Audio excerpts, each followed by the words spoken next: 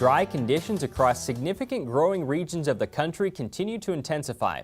The latest U.S. Drought Monitor listed more than 6% of Nebraska in severe drought, the state's worst conditions in more than 3 years.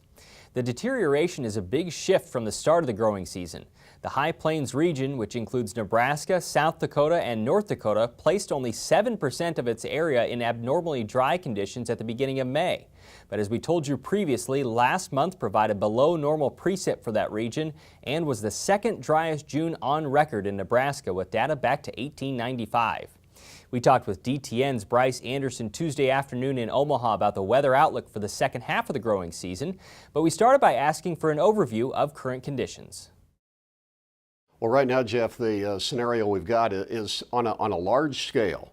Nationally, it's have and have not regarding rainfall, and the eastern Corn Belt from the eastern third of Iowa on toward Ohio is in an area, a situation where rainfall has been quite plentiful all season. Some cases too much because they have uneven crops in parts of Indiana and Ohio especially, but then over the western belt, to nobody's surprise, and I'm not saying anything new, it's been very dry. We've had well under half of our normal rainfall over the past 30 days, and so we're in a situation now where we are looking at a likely drawdown in yield, certainly less than last year and probably even less than trend line. So stressful in the western belt, and then much better, maybe even a little bit too much better on rainfall in the eastern belt. In the western belt, though, a lot of those areas were in decent shape to start the growing season. I mean, there were some spots that were rough, but where did it all go wrong? The problem that really hit was that during the month of June, things were so dry that there wasn't that rainfall to help keep the soil moisture profile taken care of during what is usually a pretty good month for precipitation. So now, crops have been forced to draw into their subsoil reserves. Then the dryness out of the northern plains, the terrific drought they've got going on there, has encroached farther south and east into more of Nebraska and then into Iowa. Leading up to this season, we had talked about the possibility of La Nina or El Nino and what those two things meant. So we're in neutral now, right? And what does that mean?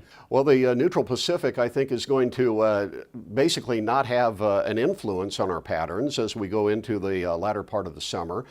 So from a final temperature standpoint, as we finish our crops, I think that's probably somewhat favorable because we do have late planted crops in much of the Midwest and much of the Corn Belt. So I think that maybe holds off on keeping an early frost from occurring. But on the other hand, we're not going to change this pattern during August. There still are going to be generally drier periods over the western Corn Belt with temperatures staying above normal. So the prospect of turning around and having some very generous August rains doesn't appear to be happening. Do you think the conditions have been severe enough to impact overall U.S. yields? Yes, I do. I think that as far as corn yields, I think that we're going to be certainly 10 bushels an acre less than a year ago. Now, a year ago it was a record, but as far as the comparison to trend, I think we are going to be below trend line now. And if that final yield comes in under the 160 bushel an acre mark, that would be about a 10% decline. And from last year, that would certainly get folks' attention in terms of how we're looking for supplies for next year. Soybeans, there's still a lot of time to go. I mean, we're still talking about a month and a half to decide the soybean outlook and the soybean situation. So I think that right now we can say that it doesn't look promising, but there still is time for that crop to at least kind of hold its own. Is it too early to start talking about what the growing season could look like down in South America? I don't think it is because, it's not going to be that much longer until the Brazil growers get going with their start of the season. I think that they're going to be looking at a fairly decent scenario for soil moisture. I don't think that things are going to just ramp up to where they set a new benchmark for production like they did this year in soybeans. And then in Argentina, There's no doubt they're going to have good soil moisture to start out with because they've actually had flooding at the very end of their row crop harvest and at the beginning of planting their wheat.